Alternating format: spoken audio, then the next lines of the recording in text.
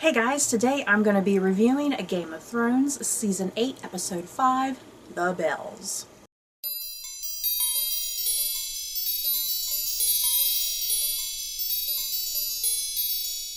Whew, you guys, what an episode. What an episode. I ended last night's episode rather speechless, and the whole time I was thinking to myself, how the hell am I gonna even discuss this episode? Because the episode, to me personally, I freaking loved every moment of it. Just such fast-paced intensity to it, and terror, and shock, and just disbelief on occasion, and yeah, what an episode. Yeah, guys, like I said, I was rather speechless and stunned when I concluded the episode. And yeah, I had to make sure I wore my Mother of Dragons t-shirt today. How appropriate. I tell you what, I've been waiting for Daenerys Targaryen to fuck some shit up. I didn't know she would go that far, but we'll talk about it, you guys. And you guys, before we do head into this episode, the title, The Bells. I'm a huge Edgar Allan Poe fan, and when I saw the title, it kind of clicked in my head. I was like, hey, there's certain aspects of this episode that's really reminding me of Edgar Allan Poe's poem, which is called The Bells. And it's a short poem, but there's one particular section that I want to read to you guys because I felt like this was perfect for this particular episode. So yeah, the part that I'm reading from Edgar Allan Poe's The Bell, it's like part 3 of this poem. If you don't know what The Bells is about by Edgar Allan Poe, it's just about bells, the sound of bells, various different sounds that we get from bells. Like the first part says something about like sleigh bells, the second part is like wedding bells, and then I want to say like the last part is maybe church bells of some sort. But yeah, this part here, part 3 in the poem, I'm just going to read it to you guys because this just felt perfect to summarize this episode, weirdly enough. Hear the loud alarum bells, brazen bells, what tell of terror now their turbulency tells. In the startled ear of night, how they scream out their affright. Too much horrified to speak, they can only shriek, shriek, out of tune. In a clamorous appealing to the mercy of the fire, in a mad expostulation with the deaf and frantic fire, leaping higher, higher, higher, with a desperate desire, and a resolute endeavor, now to sit or never, by the side of the pale-faced moon. Oh, the bells, bells, bells, what a tell their terror tells of despair, how they clang and clash and roar, what a horror they outpour on the bosom of the palpitating air, yet the ear it fully knows, by the twanging and the clanging, how the danger ebb and flows, yet the ear distinctly tells, in the jangling and the wrangling, how the danger sinks and swells, by the sinking or the swelling, in the anger of the bells, of the bells, of the bells, bells, bells, bells, bells, bells, bells, in the clamor and the clangor of the bells. I love this. Oh, seriously. Okay. The writers, directors, everybody involved. Obviously, I don't think they were thinking, oh, we're influenced by Edgar Allan Poe's The Bells. I doubt that they were thinking that. But to me, that's where I kind of wince. Am I insane? Doesn't that sound kind of perfect for this given episode? The sheer chaos and destruction that Daenerys Targaryen brings, and yeah, what the bells mean in this episode, but yeah, what she chooses to ignore, I suppose. Okay, you guys, so let's get going into my thoughts and my feelings about this episode. For starters, this episode wasn't so much shocking or surprising, I suppose, because for starters, I felt like a lot of the things that happened in this episode were things that we've been anticipating for seasons now. I've been anticipating Daenerys going a bit crazy. by the time the show ends. She went crazy. She went absolutely crazy. I anticipated Jaime and Cersei dying. They didn't die in the manner that I kind of assumed they might die, but still, they died together nonetheless, which is what we all were hoping for. Yeah, I wasn't shocked that Euron died. I wasn't shocked that Varys died. Really, what's shocking about this episode, you know, because it's not really the deaths or the events, really. What's shocking is really everything else going on around our main characters, I suppose, because this episode is very strongly focused on just the everyday normal people of King's Landing in some ways. Because yeah, once Daenerys does start flying around and burning shit to the ground, I mean, we don't really even see Daenerys that much anymore. We don't see Jon that often. We do mostly kind of follow Arya, but yeah, we're mostly witnessing the panic and chaos and destruction, you know, witnessing what the people are going through, you know, the men, women, and children, what they're going through. Yes, seeing these familiar streets and these familiar buildings collapsing all around these people. And yeah, episode 3, The Long Night, that was kind of like a traditional medieval type battle sort of episode. To me, this episode was more like a disaster movie.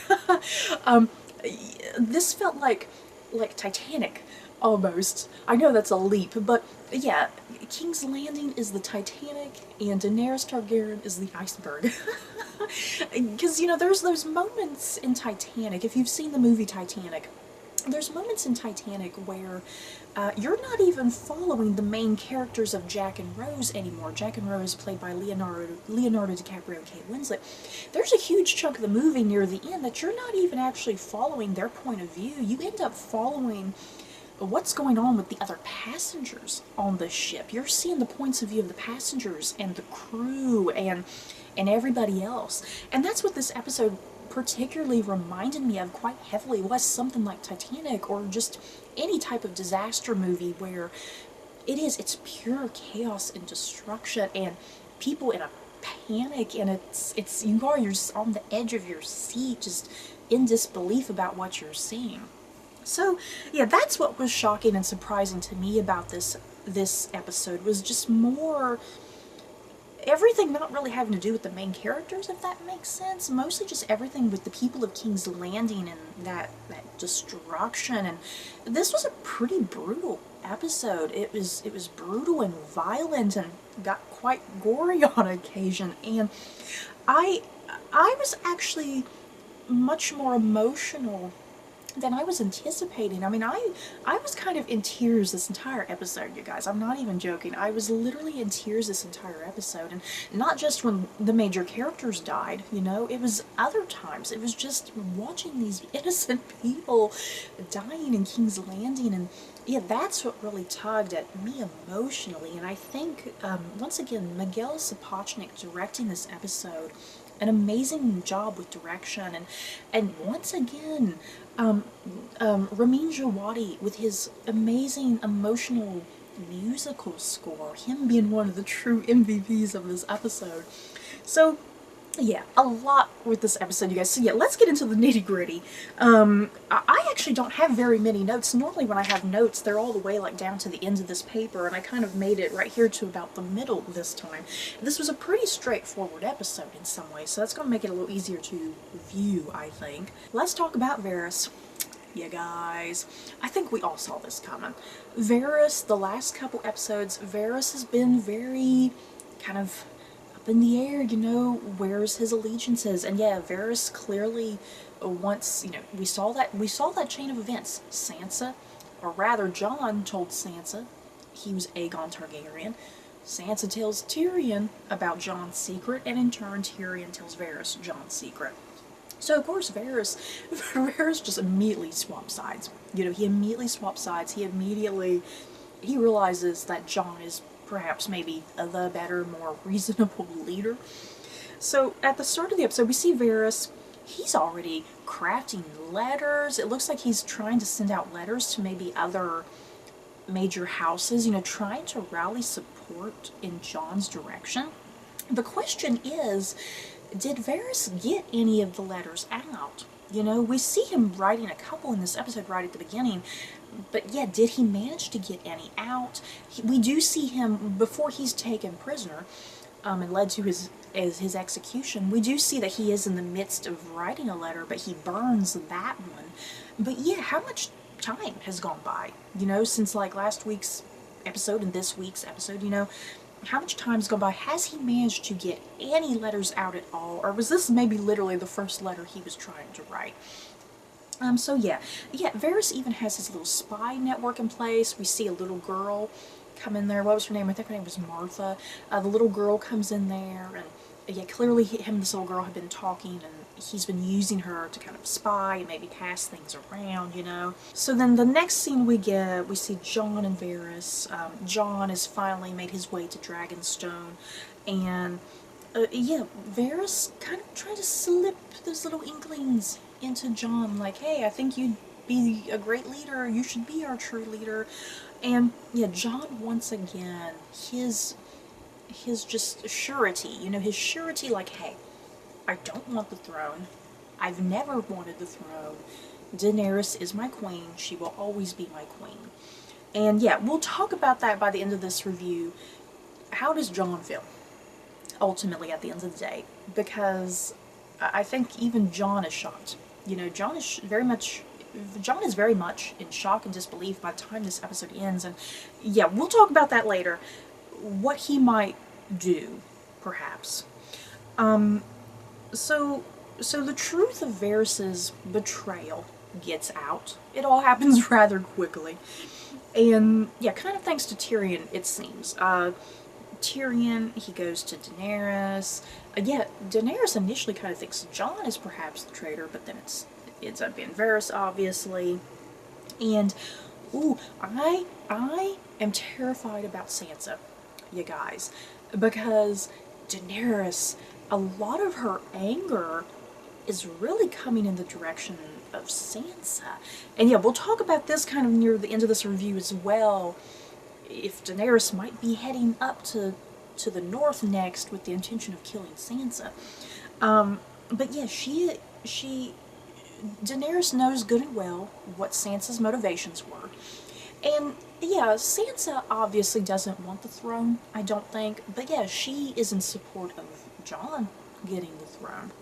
And yeah, we talked about this last week. Sansa pulling a very Littlefinger move. Chaos is a ladder. Sansa gets this information about Jon being Aegon Targaryen. She uses that to her advantage to cause a little bit of chaos and turmoil within Daenerys' camp. So yeah, Daenerys is not happy with Sansa because she knows good and well what Sansa was doing. Yeah, poor Tyrion. I think she even tells Tyrion at one point, I've given you chance after chance after chance. You're only getting one more chance and that's it. Tyrion has had good intentions. He even tells Daenerys, I'm glad Sansa told me the truth, and yeah, I needed to know as your hand, and Varys needed to know as your spy master, essentially. So yeah, Tyrion, he has good intentions, but yeah, it's all coming just out wrong, and Daenerys is not seeing those good intentions, obviously. So yeah, I'm definitely a little worried about Tyrion next week, you guys. So we move to the execution of Varys, you guys. I think we all saw this coming. I wasn't expecting it to happen this early in the episode, to be quite honest, but oh my goodness. Varys, he goes out. Daenerys, she says Dracarys to Drogon. Drogon roasts Varys, you guys. Oh my goodness. There goes Varys. I said this before in reviews in the past, that I always dreamed that, if Littlefinger had lived, perhaps, I always dreamed that my dream ending for Varys would be like him and Littlefinger just trying to outwit and outmatch each other one final time, and maybe the two of them killing each other. I just don't think I ever would have imagined Varys, his conclusion coming to this, quite honestly, with him, death by fire. So goodbye, Varys. Yeah, the first huge death of this episode. So one of the next scenes we get is a Jon and Daenerys scene. Once again, it's like Jon has to constantly reassure Daenerys, hey, I love you, you're my queen, you'll always be my queen, I'm never going to flip. Once again, we'll question that at the end of this review. And Daenerys is just a big hot mess in this episode. I really applaud the hair and makeup team with her whole look in this episode, because you can tell she is just at such a low point. She is getting a little unhinged. She's lost everybody close to her, including her dragons. And she comes to that realization. I think she's kind of made terms with the fact, hey, I expected to come here, I expected everyone to cheer and to love me, and that's not what has happened. The people do not love her. She didn't come back to Westeros with open arms and cheering crowds. You know, people I think are rightfully kind of afraid of her. They don't know her, they don't trust her. I mean, here she comes just out of nowhere, just saying, hey, I'm gonna take back the throne. And yeah, she kind of comes to that realization, kind of the Machiavellian thing of is it better to be feared than loved, or is it better to be loved than feared? You know, it's a very Machiavellian philosophy and notion and whatnot about leadership. You know, what is the best way to rule? Is it best to rule with love? Is it best to rule with fear? And she kind of makes that realization, I think. It's going to be fear, you know? These people, all I wanted was their love and their support. They're not giving it to me. So screw them, it's going to be fear. So another scene we get to, this is in kind of the main area, the throne room of Dragonstone, and we see Tyrion essentially making his last plead efforts to Daenerys, you know, if the bells ring, that means King's Landing has surrendered, so don't go in there raining down chaos. Don't kill the innocent men, women, and children of King's Landing. So yeah, the bells are very, very important to this episode. You know, it's almost kind of this minor thing, but it really becomes a huge thing when you think about it in just the larger context in some ways, because of what happens by the end of this episode, just the sheer chaos. So Daenerys, she's not really listening to Tyrion. Once again, she's kind of had enough of him. She still thinks he's on his family side. Tyrion is on his family side. I mean, this is his family. He don't want to just see them all killed. You know, he still loves them. Even though he's always had problematic issues with his sister, there's still that part of him that loves her and sees some sort of hope and goodness in there, possibly. So he is. Poor Tyrion, you guys. Poor Tyrion. It's just, he can't have anything going right for him. So we move along in the episode. We find out that Jaime has been captured. Jaime didn't make it very far, you guys. He almost got to King's Landing, but he didn't make it very far. So Tyrion, at risk to his life and at risk of the wrath of Daenerys Targaryen, I think this is going to come back in a big way next week's episode when Daenerys finds this out. But yeah, Tyrion, at very great risk, he says his final goodbyes to Jaime. He lets Jaime go so he can get to Cersei. And you guys, this was probably one of the first moments in the episode that I started really getting teary-eyed and emotional. It is. It's the Jaime and Tyrion goodbye, their final goodbye. And, oh my god, I mean, there's a huge amount of emotion between them as characters, but I almost kind of felt like there was an even greater emotion there between just the actors, you know, because the actors realizing, hey, this is our final scene together, you know. So, yeah, it was just a very emotional, moving, powerful goodbye between them, and yeah, that Tyrion and Jaime have always done everything for each other. They love each other. And yeah, Tyrion making that reference, you never treated me like a monster, you always treated me like your brother. Whew, seriously, that got me, you guys, that got me. So yeah, Jaime is free, he's off to go reunite with Cersei. We'll talk about Jaime in a minute, about kind of where his character arc is kind of gone from season 1 to this season. So how the episode moves next, it's kind of very much almost like the very beginning of episode 3 with the long night. You know, episode 3 opens and there's pretty much no dialogue at the beginning. It's mostly just everybody getting situated. We're seeing where everybody's at, and it's just pitch silence and whatnot. And that's kind of how this next part of the episode goes. It's kind of silent. We're seeing everybody get in place. There's that intensity and build up, like what's going to happen. And while all this is happening, we do see Arya and the Hound. They've finally made it to King's Landing. They're sneaking their way right on into the gates of King's Landing. Jaime is pretty much right behind them. And this is where we finally get into the big battle starting, pretty much. Daenerys comes flying in on Drogon. Euron's fleet is decimated. I don't know if Euron just wasn't entirely prepared.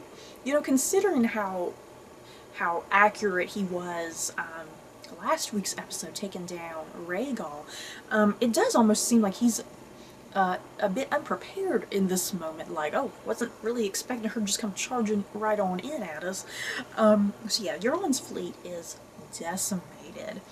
And then one of the next things that happens, because we see the Golden Company and Harry Strickland, they're out there outside of the wall, that main wall of King's Landing. They're just sitting there kind of waiting, and I think they're anticipating Daenerys coming from the front as well, but surprise, Daenerys comes in from behind, knocking down that wall and just flame everywhere. She takes out the entire Golden Company.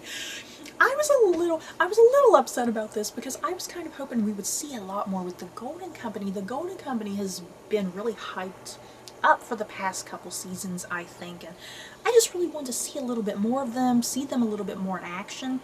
And yeah, even Harry Strickland, I was very excited to see more of Harry Strickland. I mean, he's a good-looking guy. Yeah, the actor I've seen in other things. And yeah, he doesn't really get much to do. The wall goes down, his men are all dying, and yeah, Harry Strickland, he's like, okay, fuck this, I'm leaving. He starts running, only for himself to get speared by Grey Worm. Grey Worm takes down Harry Strickland, you guys. That's it. That's it for the Golden Company and Harry Strickland. Oh yeah, a little disappointed because I wanted a little bit more. You know, I wanted a little bit more there with the Golden Company and Harry Strickland because they just seemed very intriguing. But yeah, that's what the books will be for. You know, that's what the books will be for. You know, George R. R. Martin will probably have the Golden Company and Harry Strickland. You know, their roles will probably be much bigger because there's no time in the show for that. You know, there's absolutely no time in the show for that right now. So Daenerys, the way this first battle goes, she takes out the fleet, she takes out the wall, she takes out the battlements and the scorpions. So yeah, that's the biggest threats. You know, more than anything, that's the biggest threats to her army and Drogon is the scorpions, the soldiers, the ships. All of that's good. That should be it. You know, that should be it. That's where she should have stopped. And one of the next moments that's pretty epic and badass, I love that shot where it's kind of like this front shot and Grey Worm's in the middle and Davos and Jon are on either side of him and they're just kind of marching in there really determinedly into King's Landing. I really love that shot of them coming in there. So we see Daenerys's army and the north pretty much. We see all of them coming right on into King's Landing. This was a little shocking because I was expecting the battle to kind of keep going on, but no, the Lannister army, they lay their weapons down, you know? They realize, hey, we need to surrender. This is a lost cause. Because the whole time, you know, we keep going back and forth because we keep seeing Cersei this entire time. Cersei keeps telling Qyburn, oh, my people, they are loyal to me, they're going to fight until their very last breath and this and that. But no, they don't do that. Her men realize before she does that this is a lost cause and they need to stop, you know, before there is even more death and destruction. So they all throw their swords down. Yet we do hear the ringing of the bells signifying that King's Landing is surrendering. But yeah, that's not really, you know, Cersei surrendering. That's more of her soldiers making that decision to surrender, essentially. So Daenerys, what an amazing shot here, you guys. Daenerys is up on the walls on Drogon. She's listening to the bells. She's listening to the people crying out for, like, you know, for mercy and whatnot. And she's just sitting there looking around. She's looking at the Red Keep, and you see that insanity just kind of overtake her in one fell swoop. You know, like, it's almost like, okay, this was too easy. You know, it's like, this was too easy. I want more. I need more. I need to prove a point. I need to show these people who I am. Like I said, or rather she said, and I was kind of assuming, I suppose, she chooses fear rather than love. And she chooses, at this moment, she's going to rain down hell, essentially. Chaos, destruction, panic. So she gets back on Drogon. There they go. The flames are going.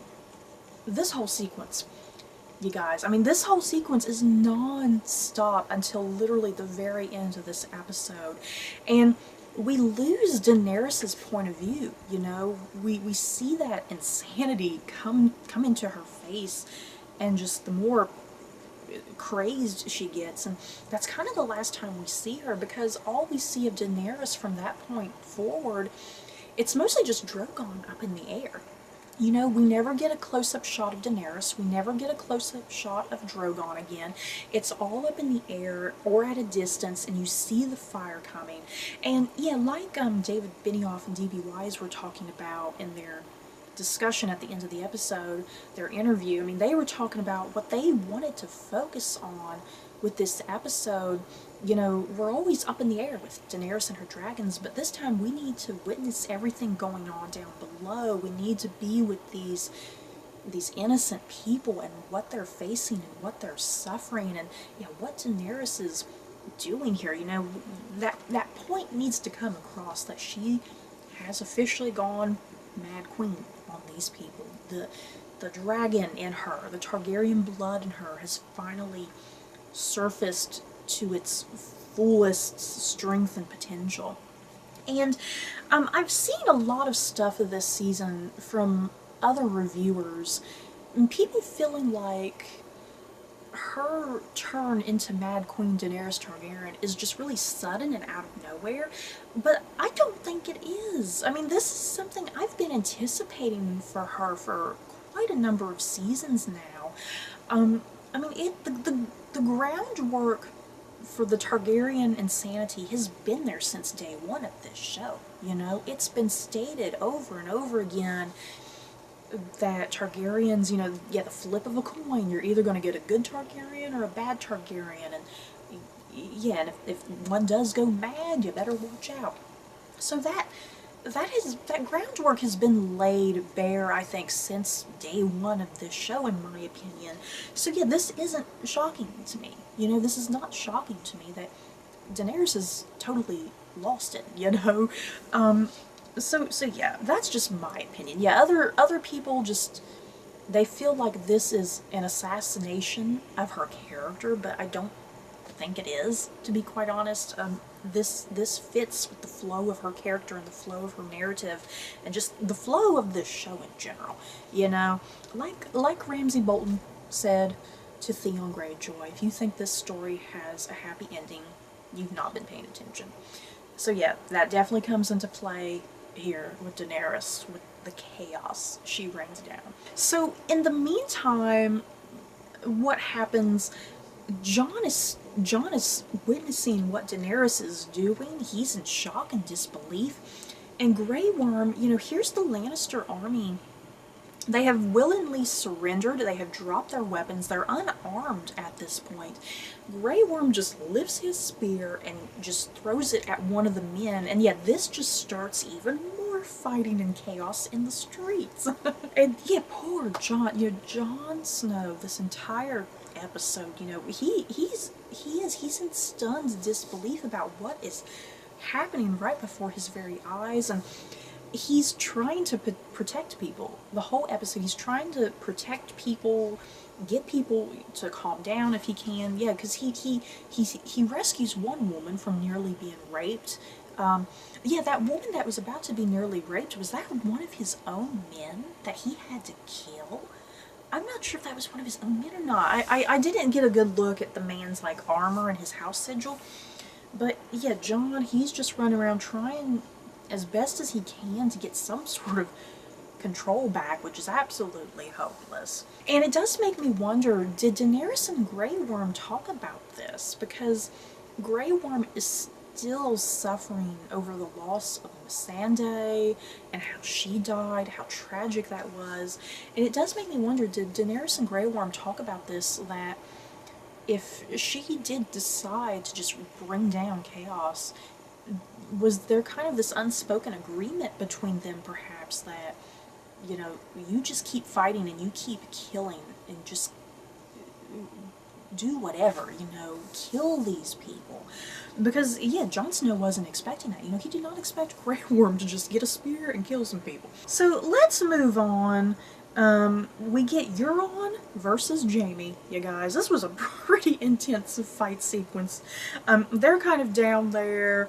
Some of the buildings kind of falling down around them. Euron the upper hand, pretty much. He's able to stab Jaime a couple times. Yeah, he's just bragging the whole time. His ego is in the way the whole time. Yeah, saying, oh, I managed to fuck the queen and this and that. It's my kid. And yeah, even when Euron's laying there dying, he's like, oh, I will forever be the man who killed Jaime Lannister. So, yeah, the Euron and Jaime fight was pretty awesome, pretty badass, just very macho, if you will. Jaime is severely injured. Yeah, you watch the episode, you know what happens by the end of this episode with Jaime, but, you know, even if Jaime had managed to smuggle him and, a Cersei out, I think he would have still died at some point from his injuries, because he was just bleeding out all over the place. So, goodbye to the Greyjoys. Who's left? Yara? Yara Greyjoy's left, and I think like a scattering of Greyjoy men, and that's kind of about it. I really hope we see Yara in the series finale. I seriously don't know if we're even going to see her, you guys. I wouldn't be shocked if we didn't. So, let's go to Cersei. Cersei is just watching everything crumble around her. She's coming to the realization she's lost everything. This is a lost cause. Cersei, you know, the funny thing is, Cersei wanted this panic and chaos.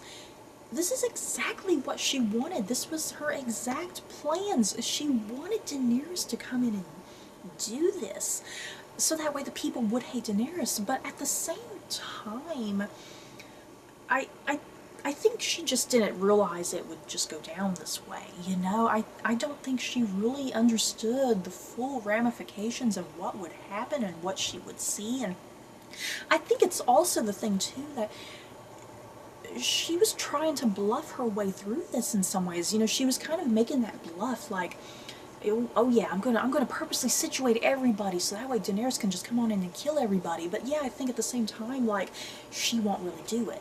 You know, Daenerys really won't kill all these people when it comes down to it, because she does need the love of the people. So yeah, Cersei is in an absolute shock and disbelief about what is happening around her. So her and Qyburn take off with the mountain. They're proceeding down a staircase. Seriously, just the special effects, this whole sequence as she's trying to escape, everything's crumbling down around them. The mountain uses his body as a shield to protect her and Qyburn. So then in the meantime, let's go back to Arya and the Hound.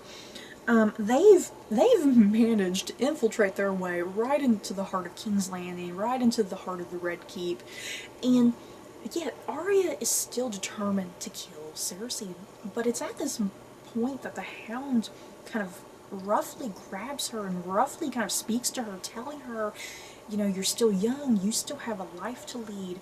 Look at me, I'm old, I'm grumpy, my whole life has been about revenge, and, you know, you don't have to follow this same path that I have followed.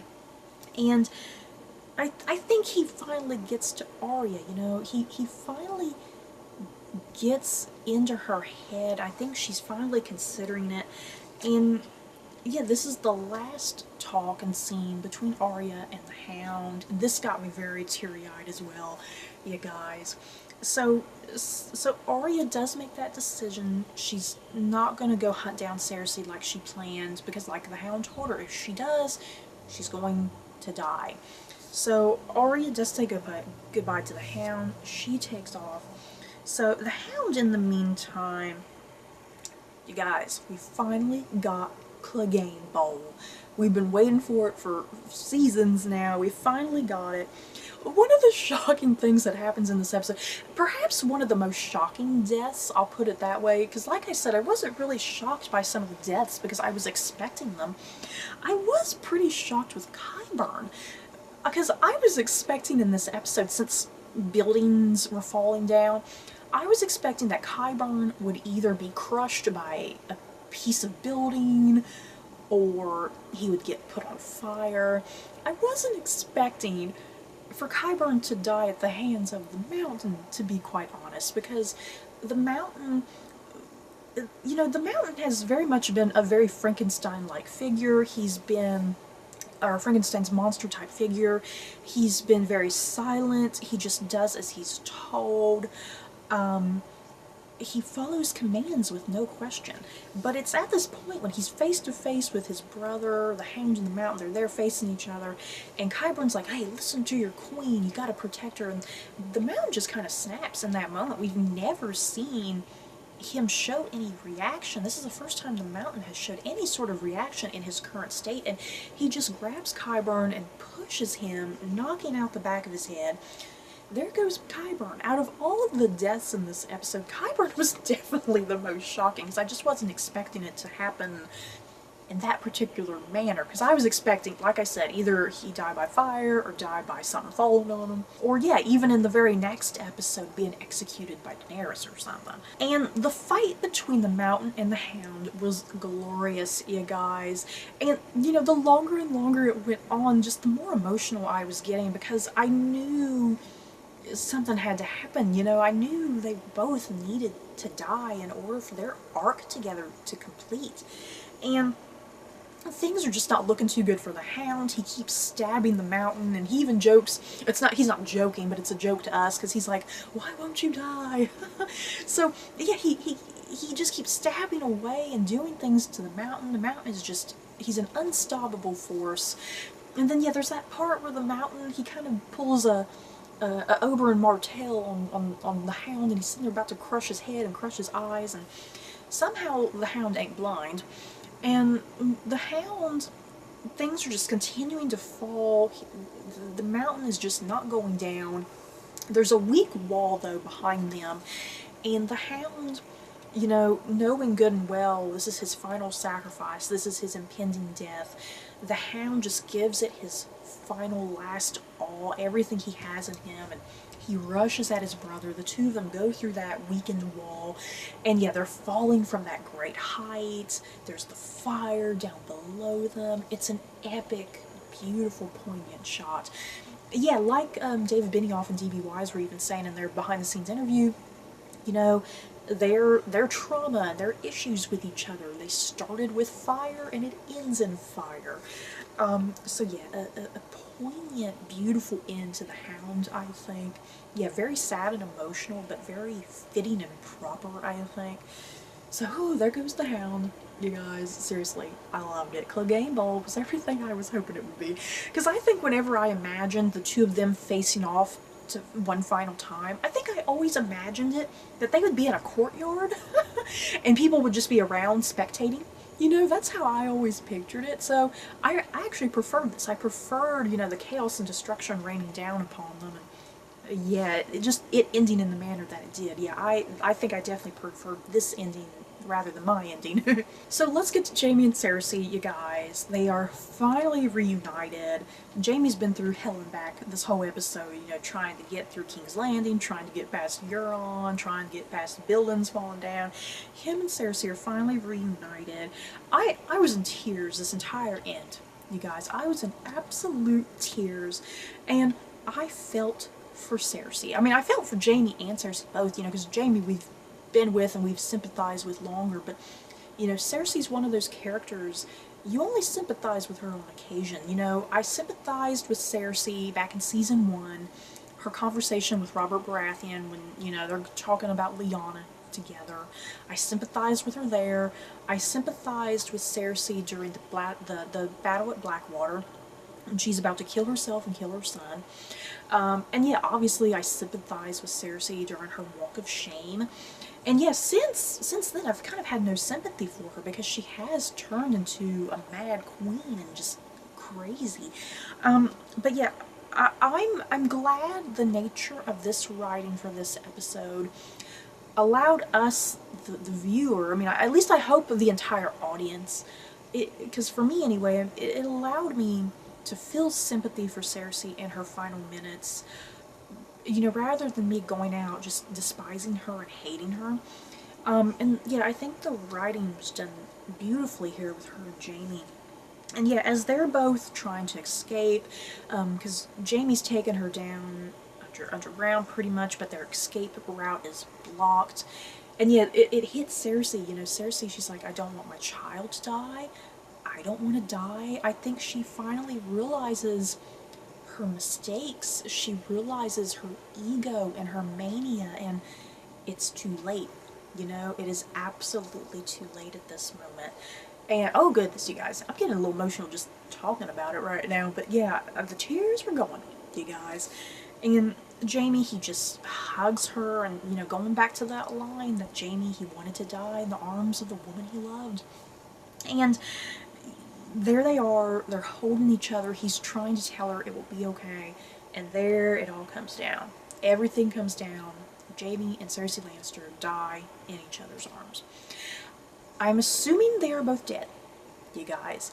I mean, there were quite a number of instances in this episode. I mean, we didn't really get to see people physically die, but the manner in which things are left, it seems like they have to have died. Like Euron, for instance. When Jaime leaves Euron is still laying there. But I'm going to assume Euron will still, he's going to bleed out and die. You know, even though we didn't physically see him die there, I think Euron's dead.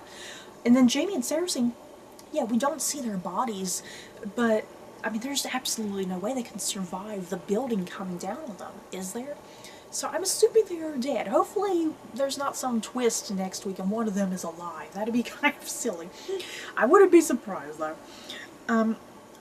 And kind of like the Hound in the Mountain, you know, I always kind of had this imagined idea of what Clegane Mole would look like, and I've always had an imagined scenario of how Jaime and Cersei would die, because I always imagined the two of them would kind of backstab each other, and they would essentially kill each other.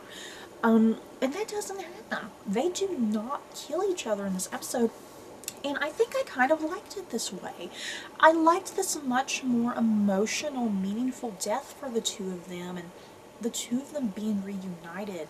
And I don't think this is any sort of regression on Jaime's part, you know?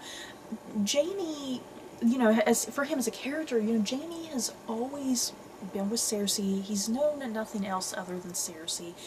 And yeah, he came to King's Landing. I mean, I thought he was coming to King's Landing to be the Queen's Lair, possibly, and get rid of Cersei, but no, he does come to King's Landing with the intention of trying to smuggle her out of there and get her to safety, you know, so perhaps she can have a fair trial eventually, and yeah, protect his unborn child. So that's where his motivations were, it seems, for this episode. Not for him to go kill her like I think a lot of us were thinking. But yeah, like I said, I did prefer this much more emotionally satisfying ending for the two of them. It felt more natural, I think, perhaps rather than them killing each other. So we go back to Arya. Yeah, we've been in her point of view for a large chunk of this episode as she's trying to outrace buildings falling down, people left and right are getting burned. Yeah, there's that one woman and her daughter that we kind of spend a lot of time with throughout the entire episode, and yeah, that doesn't go well for them, unfortunately. And Arya is just mess by the time this episode ends, you guys. The images of this episode almost reminded me of things that you would see on the news about 9/11. You know, when you would watch those things about 9/11 and the people covered in the soot and the ash and blood, and it's very evocative, you know, kind of seeing that here in this episode, because there's Arya. She wakes up, she's covered in ash and soot and dirt, and you can't even really see anything of her, and yet the blood, and it did make me think of those images that you see from 9/11 and whatnot. And this episode has a very powerful ending, and I'm just trying to wrap my mind around what we're supposed to get from this ending, because Arya, she's kind of the only survivor, it looks like, kind of in the area around her, and here comes a white horse. And it gets rather strangely biblical right here. You know, like Christianity biblical, which doesn't exist in this world, but it's still presented nonetheless here in the episode. And you know, is it revelations from the Bible, the New Testament? And yeah, you know, death will come on a pale horse, signifying the apocalypse, and that's kind of how this episode ends. Not only is it a disaster movie, but it's as if the apocalypse has come, that hell has indeed landed. And yet here's this symbolic white horse. Like I said, death will come on a pale white horse.